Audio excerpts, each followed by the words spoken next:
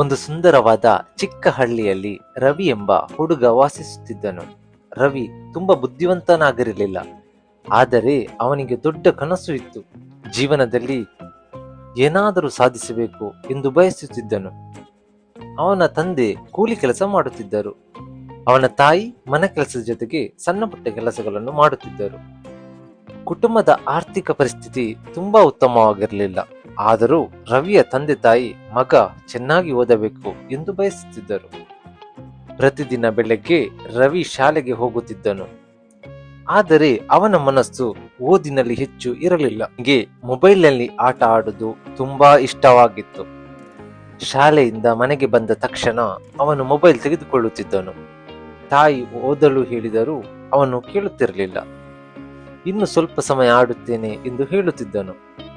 ಆ ಸ್ವಲ್ಪ ಸಮಯ ಗಂಟೆಗಳಾಗಿ ಬದಲಾಗುತ್ತಿತ್ತು. ರಾತ್ರಿ ಬಂದಾಗ ಅವನ ಪುಸ್ತಕ ತೆಗೆಯುತ್ತಿದ್ದನು, ಆದರೆ ಓದಲು ಅವನಿಗೆ ನಿದ್ರೆ ಬರುತ್ತಿತ್ತು. ಹೀಗೆ ದಿನಗಳು ಕಳೆಯುತ್ತಾ ಹೋದವು. ಒಂದು ದಿನ ಶಿಕ್ಷಕರು ಪರೀಕ್ಷೆಯ ದಿನಾಂಕವನ್ನು ಘೋಷಿಸಿದರು.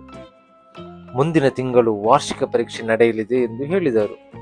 ಎಲ್ಲಾ ವಿದ್ಯಾರ್ಥಿಗಳು ಪರೀಕ್ಷೆಗೆ ಸಿದ್ಧರಾಗಲು ಪ್ರಾರಂಭಿಸಿದರು. ಆದರೆ ರವಿ ಮಾತ್ರ ಯಾವುದೇ ತಯಾರಿ ಮಾಡಿಕೊಳ್ಳಲಿಲ್ಲ. ಅವನ ಸ್ನೇಹಿತರು ಪ್ರತಿದಿನ ಓದುತ್ತಿದ್ದರು. ರವಿ ಮಾತ್ರ ಆಟವಾಡುತ್ತಾ ಸಮಯ ಕಳೆಯುತ್ತಿದ್ದನು. ಒಂದು ದಿನ ಅವನ ಸ್ನೇಹಿತ ರಾಜೇಶ್ ಅವನಿಗೆ ಹೇಳಿದನು, ರವಿ, ಪರೀಕ್ಷೆ ಹತ್ತಿರ ಬರುತ್ತಿದೆ, ನೀನು ಇನ್ನೂ ಓದಲು ಪ್ರಾರಂಭಿಸಿಲ್ಲ. ರವಿ ನಕ್ಕು ಹೇಳಿದನು, ಇನ್ನು ಸಾಕಷ್ಟು ಸಮಯ ಇದೆ. ರಾಜೇಶ್ ಮತ್ತೆ ಎಚ್ಚರಿಸಿದನು. ಆದರೆ ರವಿ ಅವನ ಮಾತನ್ನು ಗಂಭೀರವಾಗಿ ತೆಗೆದುಕೊಳ್ಳಲಿಲ್ಲ. ಪರೀಕ್ಷೆಯ ಮೊದಲ ದಿನ ಬಂತು. ರವಿ ಪರೀಕ್ಷಾ ಕೊಠಡಿಗೆ ಕುಳಿತನು. ಪ್ರಶ್ನೆ ಪತ್ರಿಕೆ ಅವನ ಕೈಗೆ ಬಂತು. ಅವನು ಪ್ರಶ್ನೆ ಪತ್ರಿಕೆ ನೋಡಿದನು. ಅವನ ಮುಖದಲ್ಲಿ ಆತಂಕ ಕಾಣಿಸಿಕೊಂಡಿತ್ತು. ಬಹುತೇಕ ಪ್ರಶ್ನೆಗಳಿಗೆ ಅವನಿಗೆ ಉತ್ತರ ಗೊತ್ತಿರಲಿಲ್ಲ. ಅವನು ಖಾಲಿ ಕಾಗದವನ್ನು ನೋಡುತ್ತಾ ಕುಳಿತನು. ಅವನಿಗೆ ತನ್ನ ಹಿಂದಿನ ದಿನಗಳು ನೆನಪಾದವು. ಮೊಬೈಲ್ನಲ್ಲಿ ಕಳೆದ ಗಂಟೆಗಳು ನೆನಪಾದವು. ಆಟದಲ್ಲಿ ಕಳೆದ ಸಮಯವು ನೆನಪಾಯಿತು. ತಾಯಿ ಓದಲು ಹೇಳಿದ ಮಾತು ನೆನಪಾಯಿತು. ತಂದೆಯ ಕಷ್ಟ ಕೂಡ ನೆನಪಾಯಿತು. ಆದರೆ ಈಗ ಸಮಯ ಹಿಂತಿರುಗುವಂತಿರಲಿಲ್ಲ. ಪರೀಕ್ಷೆ ಮುಗಿದ ನಂತರ ರವಿ ಮನೆಗೆ ಬಂದನು. ಅವನ ತಾಯಿ ಪರೀಕ್ಷೆ ಹೇಗಾಯಿತು ಎಂದು ಕೇಳಿದರು. ರವಿ ಏನೂ ಮಾತನಾಡಲಿಲ್ಲ. ಅವನ ಮುಖವನ್ನು ನೋಡಿದ ತಾಯಿಗೆ ಎಲ್ಲವೂ ಅರ್ಥವಾಯಿತು. ಅವರು ಅವನನ್ನು ಬೈಯಲಿಲ್ಲ. ಪರವಾಗಿಲ್ಲ ಮಗನೇ ಎಂದು ಮಾತ್ರ ಹೇಳಿದರು. ಆ ಮಾತು ರವಿಯ ಹೃದಯಕ್ಕೆ ತಟ್ಟಿತು. ಅವನಿಗೆ ತನ್ನ ತಪ್ಪಿನ ಅರಿವು ಬರಲು ಪ್ರಾರಂಭವಾಯಿತು. ಕೆಲವು ವಾರಗಳ ನಂತರ ಫಲಿತಾಂಶ ದಿನ ಬಂತು. ಶಿಕ್ಷಕರು ಎಲ್ಲರ ಅಂಕಗಳನ್ನು ಘೋಷಿಸಿದರು. ರವಿಗೆ ತುಂಬಾ ಕಡಿಮೆ ಅಂಕಗಳು ಬಂದಿದ್ದವು. ಅವನು ತರಗತಿಯಲ್ಲಿ ಕೊನೆಯ ಸ್ಥಾನದಲ್ಲಿದ್ದನು. ಕೆಲವು ವಿದ್ಯಾರ್ಥಿಗಳು ಅವನನ್ನು ನೋಡಿ ನಕ್ಕರು. ರವಿ ತಲೆ ತಗ್ಗಿಸಿಕೊಂಡನು. ಅವನಿಗೆ ತುಂಬಾ ಅವಮಾನವಾಯಿತು. ಅವನು ಮನೆಗೆ ಹೋಗಲು ಸಹ ಹೆದರಿದನು. ಶಾಲೆ ಮುಗಿದ ನಂತರ ಅವನು ಒಬ್ಬನೇ ಮರದ ಕೆಳಗೆ ಕುಳಿತನು. ಅವನ ಕಣ್ಣಲ್ಲಿ ಕಣ್ಣೀರು ಬಂದಿತ್ತು. ಆ ಸಮಯದಲ್ಲಿ ಅವನ ಗಣಿತ ಶಿಕ್ಷಕರು ಅಲ್ಲಿಗೆ ಬಂದರು. ಶಿಕ್ಷಕರು ಅವನ ಪಕ್ಕದಲ್ಲಿ ಕುಳಿತರು. ಏನಾಯ್ತು ರವಿ ಎಂದು ಕೇಳಿದರು. ರವಿ ತನ್ನ ಎಲ್ಲಾ ನೋವನ್ನು ಶಿಕ್ಷಕರಿಗೆ ಹೇಳಿದನು. ಸರ್, ನಾನು ಓದಲು ಪ್ರಯತ್ನಿಸಿದರೂ ನನಗೆ ಅರ್ಥವಾಗುವುದಿಲ್ಲ. ನಾನು ಬೇರೆ ಮಕ್ಕಳಿಗಿಂತ ಕಡಿಮೆ ಬುದ್ಧಿವಂತ. ಶಿಕ್ಷಕರು ನಗುತ್ತಾ ಹೇಳಿದರು, ರವಿ, ನೀನು ಕಡಿಮೆ ಬುದ್ಧಿವಂತನಲ್ಲ. ನೀನು ಸರಿಯಾದ ರೀತಿಯಲ್ಲಿ ಪ್ರಯತ್ನಿಸಿಲ್ಲ. ಬುದ್ಧಿವಂತಿಗಿಂತ ಅಭ್ಯಾಸ ಮುಖ್ಯ, ಪ್ರತಿಭೆಗಿಂತ ನಿರಂತರ ಪ್ರಯತ್ನ ಮುಖ್ಯ. ಇಂದು ನೀನು ಕೊನೆಯ ಸ್ಥಾನದಲ್ಲಿದ್ದೀಯೆ, ಆದರೆ ನಾಳೆ ಮೊದಲ ಸ್ಥಾನಕ್ಕೆ ಬರಲು ಸಾಧ್ಯವಿಲ್ಲ ಎಂದು ಯಾರು ಹೇಳಿದರು? ಆ ಮಾತು ರವಿಯ ಮನಸ್ಸಿನಲ್ಲಿ ಆಳವಾಗಿ ಉಳಿಯಿತು. ಶಿಕ್ಷಕರು ಅವನಿಗೊಂದು ಸಣ್ಣ ಪುಸ್ತಕ ನೀಡಿದರು. ಪ್ರತಿದಿನ ನೀನು ಮಾಡಿದ ಕೆಲಸವನ್ನು ಇದರಲ್ಲಿ ಬರೆಯು ಎಂದರು. ಪ್ರತಿದಿನ ಕನಿಷ್ಠ 2 ಗಂಟೆ ಓದು. ಮೊಬೈಲ್ ಬಳಕೆಯನ್ನು ಕಡಿಮೆ ಮಾಡು. ಅರ್ಥವಾಗದ ವಿಷಯವನ್ನು ಕೇಳಲು ಎಂದಿಗೂ ಹೆದರಬೇಡ. ಮುಖ್ಯವಾಗಿ ನಿನ್ನನ್ನು ನೀನೇ ಕಡಿಮೆ ಎಂದುಕೊಳ್ಳಬೇಡ. ಆ ದಿನ ರವಿ ಮನೆಗೆ ಹಿಂತಿರುಗಿದನು. ಅವನು ತನ್ನ ಮೊಬೈಲ್ ಅನ್ನು ತೆಗೆದುಕೊಂಡನು. ಕೆಲವು ಕ್ಷಣ ಅದನ್ನು ನೋಡಿದನು. ನಂತರ ಮೊಬೈಲ್ ಅನ್ನು ತಾಯಿಯ ಕೈಗೆ ಕೊಟ್ಟನು. ಅಮ್ಮ, ಇದನ್ನು ನನಗೆ ಈಗ ಕೊಡಬೇಡಿ ಎಂದನು. ತಾಯಿ ಆಶ್ಚರ್ಯದಿಂದ ಅವನನ್ನು ನೋಡಿದರು. ನನಗೆ ಓದಬೇಕು ಎಂದು ರವಿ ಹೇಳಿದನು. ಆ ದಿನದಿಂದ ರವಿಯ ಜೀವನ ಬದಲಾಗತೊಡಗಿತು. ಅವನು ಬೆಳಿಗ್ಗೆ ಬೇಗ ಎದ್ದನು. 10 ನಿಮಿಷ ವ್ಯಾಯಾಮ ಮಾಡಿದನು. ನಂತರ ಹಿಂದಿನ ದಿನ ಕಲಿತ ಪಾಠವನ್ನು ಪುನರಾವರ್ತಿಸಿದನು. ಶಾಲೆಗೆ ಹೋಗುವ ಮೊದಲು 1 ಗಂಟೆ ಓದಿದನು. ಶಾಲೆಯಲ್ಲಿ ಶಿಕ್ಷಕರು ಹೇಳುವ ಪ್ರತಿಯೊಂದು ವಿಷಯವನ್ನು ಗಮನದಿಂದ ಕೇಳಿದನು. ಅರ್ಥವಾಗದ ವಿಷಯಗಳನ್ನು ತಕ್ಷಣ ಕೇಳುತ್ತಿದ್ದನು.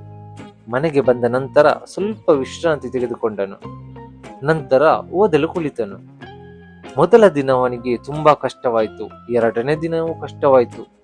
3ನೇ ದಿನವೂ ಅವನಿಗೆ ಬೇಸರವಾಯಿತು. ಆದರೆ ಅವನು ನಿಲ್ಲಲಿಲ್ಲ. ತಾನು ಬದಲಾವಣೆಯಾಗಬೇಕು ಎಂದು ತನ್ನನ್ನು ತಾನೇ ನೆನಪಿಸಿಕೊಂಡನು. 1 ವಾರ ಕಳೆದಿತು. ರವಿ ತನ್ನ ಸಣ್ಣ ಪುಸ್ತಕವನ್ನು ತೆರೆದನು. ಅವನು ಪ್ರತಿದಿನ ಓದಿದ ಸಮಯವನ್ನು ನೋಡಿದನು. ಅವನಿಗೆ ತನ್ನ ಮೇಲೆ ಸ್ವಲ್ಪ ಹೆಮ್ಮೆ ಉಂಟಾಯಿತು. ನಾನು 7 ದಿನ ನಿರಂತರವಾಗಿ ಓದಿದ್ದೇನೆ ಎಂದುಕೊಂಡನು. 1 ತಿಂಗಳು ಕಳೆದಿತ್ತು. ರವಿ ಈಗ ಹಿಂದಿನ ರವಿಯಾಗಿರಲಿಲ್ಲ. ಅವನಿಗೆ ಪಾಠಗಳು ನಿಧಾನವಾಗಿ ಅರ್ಥವಾಗತೊಡಗಿದವು.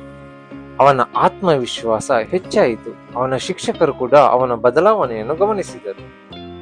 ಒಂದು ದಿನ ಶಿಕ್ಷಕರು ತರಗತಿಯಲ್ಲಿ ಸಣ್ಣ ಪರೀಕ್ಷೆ ನಡೆಸಿದರು. ಎಲ್ಲರೂ ಪರೀಕ್ಷೆ ಬರೆದರು. ಫಲಿತಾಂಶ ಬಂದಾಗ ರವಿಗೆ ಆಶ್ಚರ್ಯವಾಯಿತು. ಅವನು ತರಗತಿಯಲ್ಲಿ 5ನೇ ಸ್ಥಾನ ಪಡೆದಿದ್ದನು. ಕೆಲವು ತಿಂಗಳ ಹಿಂದೆ ಕೊನೆಯ ಸ್ಥಾನದಲ್ಲಿದ್ದ ಹುಡುಗ ಈಗ 5ನೇ ಸ್ಥಾನದಲ್ಲಿದ್ದನು. ನೋಡಿದೆಯಾ ರವಿ ಎಂದು ಕೇಳಿದನು. ನೀನು ಮಾಡಬಹುದು ಎಂದು ನಾನು ಮೊದಲೇ ಹೇಳಿದ್ದೆ, ರವಿ ನಗುತ್ತಾ ಹೇಳಿದನು. ನನಗೆ ನನ್ನ ಮೇಲೆ ನಂಬಿಕೆ ಇರಲಿಲ್ಲ. ಈಗ ನನಗೆ ಅರ್ಥವಾಗಿದೆ. ನಾವು ಸೋಲುವುದಿಲ್ಲ, ನಾವು ಪ್ರಯತ್ನಿಸುವುದನ್ನು ನಿಲ್ಲಿಸಿದಾಗ ಮಾತ್ರ ಸೋಲುತ್ತೇವೆ. ಮುಂದಿನ ಪರೀಕ್ಷೆಗೆ ರವಿ ಇನ್ನಷ್ಟು ಶ್ರಮಿಸಿದನು. ಅವನು ತನ್ನ ಸಮಯವನ್ನು ಸರಿಯಾಗಿ ಹಂಚಿಕೊಂಡನು. ಪ್ರತಿ ವಿಷಯಕ್ಕೂ ಪ್ರತ್ಯೇಕ ಸಮಯ ನೀಡಿದನು. ಅವನು ಪ್ರತಿದಿನ ಹಿಂದಿನ ಪಾಠವನ್ನು ಪುನರಾವರ್ತಿಸುತ್ತಿದ್ದನು. ವಾರಕ್ಕೊಮ್ಮೆ ತನ್ನ ಪ್ರಗತಿಯನ್ನು ಪರಿಶೀಲಿಸುತ್ತಿದ್ದನು. ತಪ್ಪುಗಳು ಕಂಡು ಬಂದರೆ ಅವುಗಳನ್ನು ಸರಿಪಡಿಸುತ್ತಿದ್ದನು. ಅವನ ತಂದೆ ಕೂಡ ಮಗನ ಬದಲಾವಣೆಯನ್ನು ಗಮನಿಸಿದರು.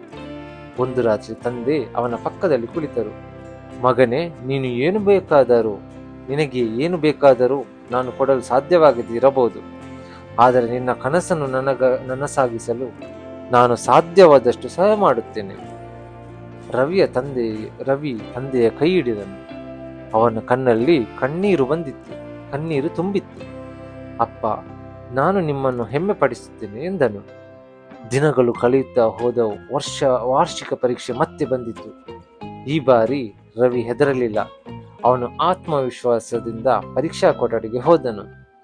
ಪ್ರಶ್ನೆ ಪತ್ರಿಕೆಯನ್ನು ನೋಡಿದಾಗ ಅವನ ಮುಖದಲ್ಲಿ ನಗು ಮೂಡಿತು.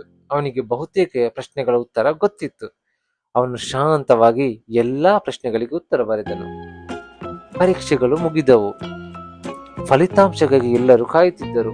ಫಲಿತಾಂಶದ ದಿನ ಬಂತು. ಶಿಕ್ಷಕರು ಫಲಿತಾಂಶ ಘೋಷಿಸಲು ಪ್ರಾರಂಭಿಸಿದರು.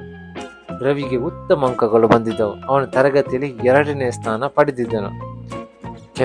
ಕೆಲವೇ ತಿಂಗಳುಗಳ ಹಿಂದೆ ಕೊನೆಯ ಸ್ಥಾನದಲ್ಲಿದ್ದ ರವಿ ಈಗ 2ನೇ ಸ್ಥಾನದಲ್ಲಿದ್ದನು.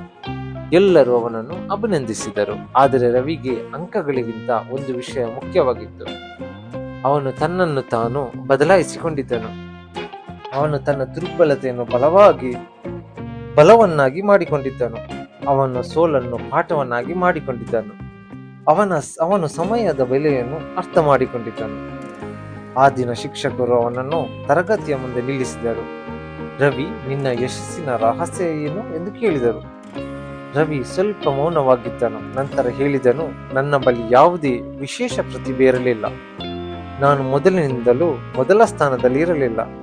ನನ್ನ ಬಳಿ ಹೆಚ್ಚಿನ ಹಣವೂ ಇರಲಿಲ್ಲ. ಆದರೆ ಒಂದು ದಿನ ನಾನು ನನ್ನ ತಪ್ಪನ್ನು ಒಪ್ಪಿಕೊಂಡೆ. ನಂತರ ಪ್ರತಿದಿನ ಸ್ವಲ್ಪವಾಗಿ ಬದಲಾಗಲು ಪ್ರಾರಂಭಿಸಿದೆ. ಅದೇ ನನ್ನ ಯಶಸ್ಸಿನ ರಹಸ್ಯ. ಸೊ ಈ ಕಥೆ ಹೇಗಿದೆ ಅಂತ ನಿಮ್ಗೆ ಇಷ್ಟ ಆದ್ರೆ ಒಂದು ಲೈಕ್ ಮಾಡಿ.